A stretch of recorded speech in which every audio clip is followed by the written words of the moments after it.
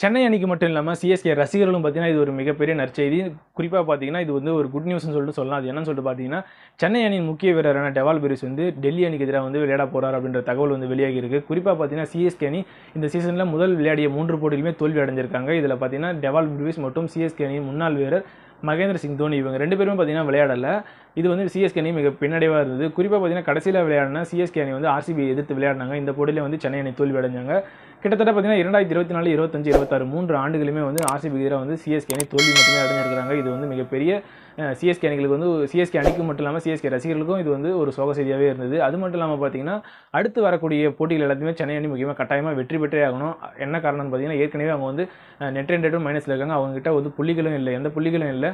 So இப்படி இருக்கும் பட்சத்தில் வந்து அடுத்து வந்து பார்த்தீங்கன்னா வரக்கூடிய டெல்லி அணிக்கு எதிராக வந்து சென்னை அணி பார்த்தீங்கன்னா விளையாட போகிறாங்க. இந்த போட்டியில் பார்த்தீங்கன்னா டெவால் பெரிஸ் வந்து விளையாடுன்ற தகவல் வெளியாகிருக்கு. அவர் காயம் காரணமாக விளையாடாமல் இருந்தார். அதாவது டெல்லிக்கு எதிரான போட்டியில் விளையாடுவார் அப்படின்ற தகவல் வெளியாகிருக்கு. கூடவே பார்த்தீங்கன்னா மகேந்திர சிங் தோனியும் வந்து களமிறங்க வாய்ப்பு இருக்கிறது அப்படின்ற தகவலும் வெளியாகிருக்கு. அதாவது சிஎஸ்கே அணியின் முன்னாள் வீரரான மகேந்திர சிங் தோனி பார்த்தீங்கன்னா அவர் வந்து காயத்திலிருந்து குணமடைஞ்சு விட்டாலும் அந்த ஃபிட்னஸ் கரெக்டாக இருக்கார் அப்படின்ற ஒரு சர்டிஃபிகேட் அவர் வாங்கிட்டாலும் அவரும் வந்து விளையாடுவார் அப்படின்ற தகவல் வெளியாகிருக்கு.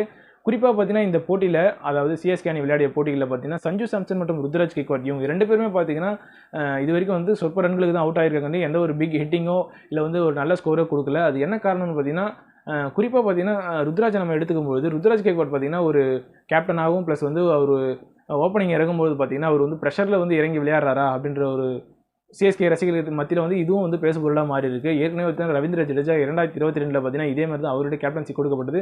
தொடர்ந்து போட்டிகளை தோல்வி அடைஞ்சதுனால உடனே பார்த்தீங்கன்னா அவர் கேப்டன்சி அவர்கிட்ட வாங்கி மகேந்திர சிங் தோனிகிட்டே பார்த்தீங்கன்னா திருப்பி கொடுத்துட்டாங்க. ஸோ இப்படி இருக்கும் பட்சத்தில் பார்த்தீங்கன்னா இந்த சீசனில் பார்த்தீங்கன்னா திரும்பி ருத்ராஜ் கெய்க்வாட் இருந்து கேப்டன்சி பதவியை பார்த்தீங்கன்னா வாங்கி திருப்பி பார்த்தீங்கன்னா சப்போஸ் மகேந்திர சிங் தோனிக்கிட்டேயோ அப்படி இல்லைன்னா வந்து ஒருவேளை வந்து நம்மளுடைய சஞ்சு சாம்சன் அவர்கிட்ட கொடுக்கறதும் சான்ஸ் இருக்குது அப்படின்ற தகவலும் பார்த்தீங்கன்னா வந்து ரசிகர்கள் மத்தியில் பேசுபொருளாக மாறி இருக்குது. அது என்ன காரணம்னு பார்த்தீங்கன்னா அவர் இந்த மாதிரி விளையாடும் பட்சத்தில் ருத்ராஜ் கெய்க்வாட் ஒரு ப்ரெஷரே இல்லாமல் வந்து அணியை வந்து சிறப்பாக விளையாடி வழிகொண்டு போவார்.